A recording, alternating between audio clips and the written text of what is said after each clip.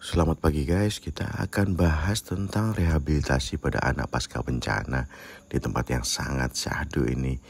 Dan asri banget ya, pohon bambu dan rumah Jawa yang sudah kuno nih. Dan di sini masih sangat asri sekali situasinya. Halo, selamat pagi sedulurku semua. Kita lagi di nih rumah yang keren banget nih. Nah, ya kan? Khas Jawa banget nih, rumah desa zaman dulu. Nah, kali ini kita akan bahas sedikit tentang trauma healing pasca bencana. Jadi untuk mengatasi post trauma stress disorder. Nanti kita akan wawancara sedulur kita, seorang relawan dari kota Jember. Nah, yuk kita bahas bareng. Oke, kita ketemu dengan Mas Tias dari Jember dan sebagai penggiat bencana erupsi apa ya kemarin Mas ya? Semeru. Gunung Semeru. Nah, ini kita share tentang pengalaman-pengalaman beliau tentang relawan di erupsi Semeru kemarin. Nah, oke, kita perkenalkan Mas Tias. Nah, ini Mas Tias, ini sedulur kita ini. Halo teman-teman semua, ya, salam sehat. ya. Gimana Mas Tias Oke. tentang pengalamannya ketika erupsi Gunung Semeru ya? Apa yang terjadi dan apa yang dilakukan oleh teman-teman sedulur-sedulur relawan itu. Silahkan Mas Tias. Oke, jadi kita kalau ngomong bencana itu banyak sekali. Terus kategori bencana juga banyak. Kebetulan saya kemarin itu kita 2022 itu di Jawa Timur khususnya Baik, di baik. Lumajang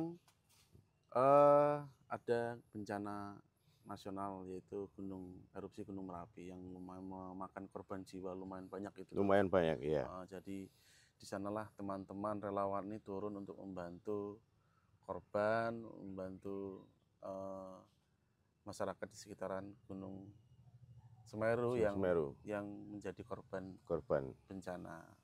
Gitu. Biasanya korbannya dewasa, anak-anak semua kehilangan macam-macam ya, keluarga, kehilangan rumah tinggal terutama ya. Nah, concernnya Mas Tias pada saat itu di bidang apanya? Kebetulan kita tergabung di relawan lintas komunitas itu.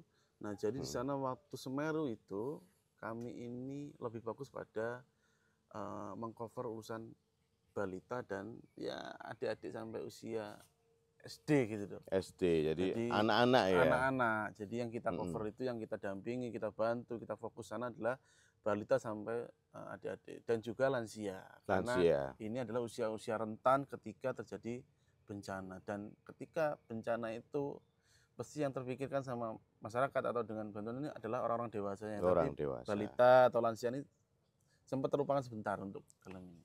Oke. Terus untuk balita dan anak-anak ini apa yang dilakukan oleh teman-teman relawan itu? Silahkan Mas Dias. Jadi gimana cara nanganinya atau apa yang bisa diusahakan untuk balita dan anak-anak ini? Silahkan. Ya, paling gampang itu adalah ketika kita menjadi relawan kebencanaan, kalau kita mau rescue, kita mau SAR, kita mau ini terlalu ini ya, karena akhirnya kita menjadi pendamping untuk adik-adik yang menjadi korban bencana. Salah satunya adalah trauma healing, di mana itu ketika anak kecil ini lebih gampang dan lebih rentan dok ya, biasanya untuk traumanya, tingkat trauma lebih tinggi dok ya kalau pada anak-anak ya. Pada anak-anak terutama. Jadi kita melakukan kegiatan trauma healing di sana dengan mengajak anak-anak untuk kegiatan-kegiatan di mana mereka bisa aktivitas bermain, karena dunia yang mereka bermain ketika sudah bencana, mereka punya apa namanya? Ya beda sama pemahamannya dengan kita ya sedulurku. Jadi ya jadi bermain ya intinya. Silahkan. Bermain. Ketika mereka bencana, mereka sudah takut, gelisah, mungkin itu psikologisnya terganggu. Nah ini kita di sana kemarin adalah melakukan trauma healing untuk adik-adik. Itu caranya gimana ya, kita ajak bermain, menggambar, bernyanyi, pokoknya semua aktivitas yang itu berhubungan dengan anak. Itu sangat berguna sekali, karena kemarin pengalaman kami ada anak usia 5 tahun itu selalu menangis karena ya kebetulan itu traumatic event banget itu. orang tuanya juga menjadi korban dua-duanya tuh. Oh Jadi, ya ampun. nah ini Iya, iya, akhirnya iya. kita ya apa nih si adik ini. Nah, Nah kita apa namanya kita dekati terus per hari setiap harinya kita heeh. ajak terus akhirnya dia sudah mulai mau untuk ini. Mulai Mau beradaptasi ya? berbicara, Oh iya, pertama iya, nggak mau iya. sama umur 5 tahun nggak mau bicara Nggak dia. mau bicara. Ini pengalaman yang seru sekali ya. Iya, baik, Ketika di baik. lapangan harus bertemu dengan hal seperti itu tuh. Baik, baik. Nah, jadi ada pendekatan psikologis ya untuk adik-adik kita ini. Dia ya diajak bermain. Nah, itu penting ya. Kenapa? Karena kalau kita lihat pada anak usia 0 sampai 7 tahun itu golden age ya. Golden age itu di mana dia banyak menerima informasi, banyak menerima ya hal-hal yang apapun dan bagaimana nanggapinnya mungkin berbeda dengan orang dewasa. Ya, seperti itu ya sedulurku ya. Nah, bagaimana nih tanggapan Mas Tias? Nah, Oke, jadi memang rentan sekali di usia segitu Dok ya, lebih gampang menyimpan memori kayaknya. baik. Trauma-trauma itu pasti lebih gampang tersimpan di anak-anak usia 0 sampai 7 tahun tadi. Betul Artinya sekali. ketika kita melihat kondisi seperti itu, adik-adik ini harus kehilangan keluarga, tempat tinggal, melihat kejadian seperti teriak-teriak suara itu, bagaimana kita terus membantu trauma healing adik-adik ini? Ya, kebetulan kita di sana itu dengan tim itu membuat jadwal Dok. Jadi hari ini Ada dilihat ya, jadwal. kita bagi itu ya. Tim itu kita bagi, kita lihat itu mana nih yang memang benar kondisi adik-adik ini sampai yang apa kita lo ngomong itu parah mungkin Dok ya. Parah ya. Karena saking traumanya, saking takutnya. Betul. Nah, seperti sampaikan tadi itu ada anak yang usia 5 tahun tadi sampai dia nggak mau harus nangis setiap hari, nangis terus menerus mencari orang tuanya.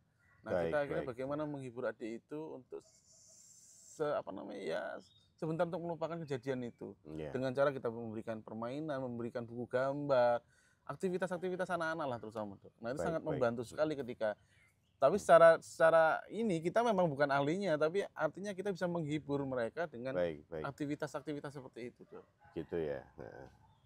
Nah, jadi mengalihkan dengan memberikan aktivitas harian sudah cukup untuk mengalihkan sedulurku semua ya. Jadi apa yang bisa kita lakukan kan karena tidak mungkin kalau misalnya setiap anak selalu langsung dihandle satu orang tenaga kesehatan untuk itu. Tapi yang dilakukan saat penanganan bencana ini bagaimana hampir keseluruhan anak-anak ini bisa tertangani. Setidaknya begitu. Untuk terapi spesifiknya memang harus ketemu dengan dokter, ketemu dengan psikiater, psikolog seperti itu. Tapi dalam kondisi seperti ini kita nggak bisa, harus tetap bertindak cepat ya. Jadi alhamdulillah nih ada sedulur-sedulur relawan kita nih ya memberikan sedikit pencerahan atau sedikit ya untuk mengalihkan rasa sedih, rasa kehilangannya terutama gitu ya sedulurku ya. Nah, jadi begitu tentang trauma healing ya. Nah, ini ada Mas Tias kita ya, apa yang ditanyakan barangkali Oke Dok, itu kendala. dari segi relawan kami mungkin juga butuh apa namanya ya, dari medis Masukan itu ya? masukan dari medis ketika Baik. kami di lapangan, apakah langkah-langkah yang kami ambil kemarin waktu di lapangan itu sudah benar atau mungkin ada bagaimana gitu Dok yang untuk secara medis ini gambaran secara medis bagaimana untuk kita Baik, mengasih baik. trauma healing pasca kejadian bencana khususnya pada adik-adik, ada anak-anak gitu Dok. Baik, baik, kita bahas. Jadi apa sih yang bisa kita lakukan sebenarnya? Nah, tapi kita bahas dulu nih sebenarnya. Nah, trauma healing pada anak itu sebenarnya ya memang hal yang penting karena mereka punya golden age ketika 0 sampai 7 tahun, terus masa preschoolnya, terus kemudian masa remajanya bagaimana itu ada penanganan tersendiri. Jadi tidak semua sama. Nah, jadi memang salah satu hal yang luka masa kecil itu apalagi bencana ya, itu sangat berat tentunya ya. Nah, tentunya hal itu akan membuat adik-adik ini mempunyai sesuatu yang dia ingat gitu ya. Jadi nggak cuman dia kehilangan saja seperti orang kehilangan sepeda motor, kehilangan sesuatu. Berbeda sekali karena masing-masing punya nilai ego yang berbeda bagi adik-adik itu. Meskipun itu satu hal kecil yang dia sangat sayangi boneka atau apa, itu nilai egonya berbeda buat adik-adik kita. Jadi begitu ya. Nah, jadi sedulurku semua, memang kegiatan yang dilakukan oleh relawan itu sudah sangat baik dan pas tentunya kalau pada anak-anak ya. Karena setidaknya mengalihkan meskipun next masih ada lanjutan-lanjutan pengobatan ya gitu ya Mas Tias. Nah, jadi gitu Mas Tias. Jadi sudah ada next apa yang dilakukan setelah yang dilakukan ketika ada trauma, ada suatu bencana, itu sudah ada hal yang sangat baik. Jadi mengalihkan dulu pertama itu. Meskipun pada akhirnya nanti tetap ada post trauma healing itu, post trauma itu pasti ada sesuatu yang perlu kita perhatikan, yaitu nah setidaknya di masa kecil adik-adik kita itu sangat-sangat penting di golden age-nya itu, terutama dia tentang persepsi dia terhadap suatu kehilangan. Persepsi dia terhadap satu kehilangan. Betul. Ajak bermain, alihkan dulu ya. Jadi dia selama-lama juga mengerti bahwa banyak hal yang bisa dia lakukan selain meratapi apa yang dia kehilangan itu. Jadi begitu Mas Tia, sudah sangat baik sekali dari pandangan medis. Oh. Ya, gitu ya. Jadi kalau tetap kembali lagi ke dunia anak-anak Dok, tetap ya. kembali ke dunia anak-anak. Jadi untuk begitu. menghilangkan masa trauma mereka akibat bencana atau kejadian apapun itu, memang Betul. kembali ke dunia mereka sendiri. Kita membawa ke anak-anak itu ke dunia mereka lagi gitu ya. Baik. Jadi memang seperti itu. Awal untuk kita memberikan ya kontribusi yang besar gitu ya. Nah, karena memang perlu kontribusi yang besar ini perlu kita lakukan di awal ya, sangat penting ya, karena apa, nanti ketika ada berkelanjutan memang sudah perlu profesional untuk menjalankan, tapi di awal sudah sangat baik sekali gitu ya. Jadi gitu Mas Tias ya. Oke, terima kasih ilmunya nih Dok, buat secara medis kita bagaimana, secara kerelawanan juga bagaimana Dok ya. Sudah bagus Jadi sekali terutama jangan tetap bergerak lah. ragu-ragu, artinya juga melakukan kegiatan trauma healing itu kalau menurut saya itu gampang-gampang susah juga Dok ya. Baik. Karena memang kita harus benar-benar melihat kondisi dari korban bencana ini ya. Karena kalau kita salah juga akhirnya malah nggak jadi benar, malah jadi kacau nanti gitu Dok ya. Mungkin itu buat dari saya seperti itu sih Dok, pengalaman kita di lapangan gitu ya. Baik. Nah, jadi intinya kegiatan yang tetap berjalan, sedulurku semua, teman-teman relawan itu sudah sangat baik, sangat bagus ya, menjalankan apapun ya. Tapi intinya adalah alangkah baiknya lebih terjadwal. Kita mengerti kondisi anak. Jadi anak ini memang capek, memang lagi nggak bisa. Ini nggak boleh kita paksain gitu ya. Jadi nggak bisa kita sesuai mau kita sendiri. Tetap melihat kondisi masing-masing anak juga gitu, sedulurku ya. Ya, setuju sekali Dok dengan proses itu ya. Jadi ketika memang kita di lapangan, kita harus benar-benar paham sekali kondisi adik-adik, terutama yang kena musibah itu ya. Jangan sampai terus kita kehadiran relawan itu malah membuat kondisi adik-adik ini malah menjadi ancaman trauma. Iya, betul. Karena kalau kami di lapangan itu, kami benar-benar harus membuat jadwal untuk adik-adik ini. Bagaimana mereka aktivitas pagi, aktivitas siang, aktivitas sore, sampai malam pun kami masih kontrol gitu. Jadi artinya kembali ke dunia anak. Kembali ke dunia anak, terus kita memberikan jam-jam mereka itu. Biasanya kalau anak usia segitu pagi itu ngapain sih gitu kan, siang ngapain sih, malam ngapain. Nah ini harus kita juga paham itu Dok. Jadi nggak cuman ayo dihibur gini, enggak. Kita memang membuat jadwal untuk si anak-anak ini, kita buat aktivitas harian mereka. Karena setelah kejadian bencana, mereka pasti semua berubah. Betul. Mulai tempat tinggalnya, tempat bermain, teman bermainnya. Nah ini semua berubah. Nah kita harus bisa menyesuaikan itu juga Dok. Jadi nggak cuma sembarangan, cuman syukur-syukur ngasih trauma healing, diajak bernyanyi, itu juga kurang tepat kalau menurut saya Dok. Baik. Nah, jadi tidak sekedar menghibur ya, tapi memang harus ada penjadwalan untuk activity daily living dari adik-adik kita ini. Jadi untuk selanjutnya bagaimana kita pikirkan setelah beberapa hari nanti ketika dia mulai ada keluarga yang ikut membantu, dia mau disalurkan kemana. Nah, antara jeda waktu itu, peran relawan di sini adalah memberikan jadwal kegiatan. Jadi nggak cuma menghibur nyanyi-nyanyi atau bagaimana, enggak, jadwal kegiatan yang intinya di aktivitas anak harian. Jadi begitu ya sedulurku semua.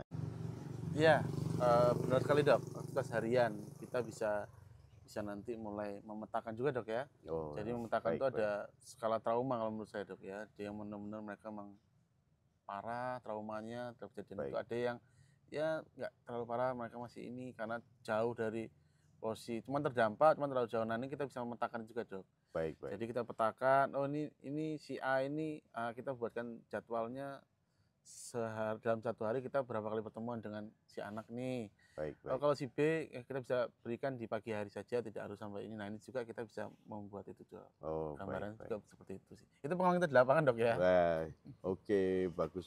Nah, memang yang di lapangan nggak sama dengan yang di atas kertas gitu ya, sedulurku ya.